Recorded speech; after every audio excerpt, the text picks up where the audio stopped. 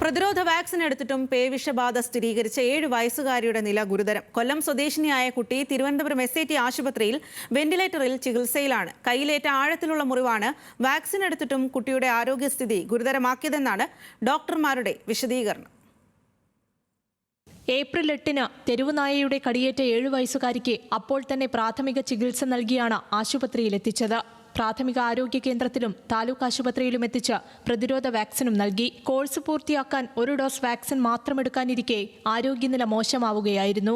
പനി ബാധിച്ചു കഴിഞ്ഞ 28-ാം തീയതി ചികിത്സ തേടിയപ്പോഴാണ് പേവിഷബാധ സ്ഥിരീകരിച്ചത്. കൈയുടെ ഇത്രയും ഭാഗം കടിച്ച് ഒരു പല്ല് നല്ല ആഴത്തിന് ഇറങ്ങിയിട്ട് അവിടെ മൊത്തം പഴുപ്പ് പോലെ, അതായത് അകലത്തുള്ള മസിൽസ് എല്ലാം വെളിയിൽ വരത്തക്ക വിധത്തിന് അങ്ങ് ഹോള് പോലായി. അവിടെ വെച്ച് തന്നെ ഞങ്ങൾ കഴുകി അപ്പം തന്നെ ഹെൽത്തിൽ കൊണ്ടുപോയി. 29-ാം തീയതി രാത്രി ആയപ്പോഴത്തേക്കും ഈ ബാക്കിലൊരു ചെറിയ മുറിവുണ്ടായിരുന്നു. അതിനകത്തൊരു കുത്തിവലി വന്നു. അങ്ങനെ കുത്തിവലി വന്നു. ബാക്കിയുള്ള മുറിവിനെല്ലാം കുത്തിവലിയായി. കൈ പിന്നെ വേദനയായി.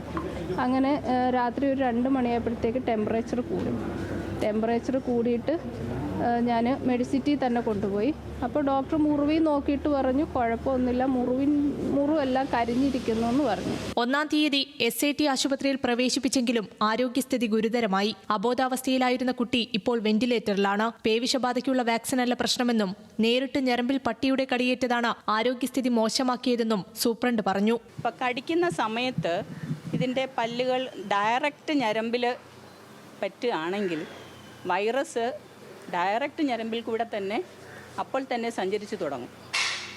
അങ്ങനെയുള്ളൊരു സിറ്റുവേഷൻ വരുമ്പോൾ നമ്മുടെ വാക്സിൻ എത്രത്തോളം അതിനകത്ത് പ്രൊട്ടക്റ്റീവ് ആകുമെന്നുള്ളത് നമുക്ക് പറയാൻ പറ്റില്ല. കുട്ടിയെ കടിച്ച തെരുവുനായ ചത്തെന്ന് വിളക്കുടി പഞ്ചായത്ത് പ്രസിഡന്റ് പറഞ്ഞു. മറ്റാരെയും തെരുവുനായ കടിച്ചിട്ടില്ലെന്നാണ് അന്വേഷണത്തിൽ വ്യക്തമായത്. കുഞ്ഞിന് സാധ്യമായ ചികിത്സയെല്ലാം ഉറപ്പാക്കുകയാണെന്ന് SAT ആശുപത്രി അധികൃതർ പറഞ്ഞു. ന്യൂസ് മലയാളം, തിരുവനന്തപുരം.